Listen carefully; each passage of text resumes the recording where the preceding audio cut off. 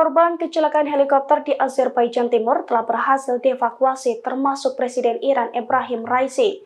Dengan demikian operasi pencarian kini telah diakhiri.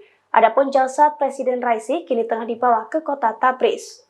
Dilansir dari Kompas.com, hal itu diungkapkan oleh Presiden Asosiasi Bulan Sabit Merah Iran atau IRC Aspir Hossein Khalifan, tepatnya pada Senin 20 Mei 2024. Menurut Khalifan, jasad Raisi dan beberapa orang lainnya yang tewas dalam kecelakaan helikopter tersebut telah ditemukan. Ia pun mengumumkan bahwa operasi pencarian kini telah berakhir. Sebelumnya helikopter yang ditumpangi oleh Raisi dilaporkan jatuh pada Minggu 19 Mei 2024. Proses pencarian pun sempat terhambat dengan cuaca buruk. Kemudian pada Senin 20 Mei 2024 hari ini, Raisi dikonfirmasi telah meninggal dunia setelah tim pencari dan penyelamat menemukan helikopternya hancur berkeping-keping. Meski pencarian telah dihentikan, namun hingga saat ini pihak berwenang masih menyelidiki penyebab kecelakaan tersebut. Download Tribun X sekarang, menghadirkan lokal menjadi Indonesia.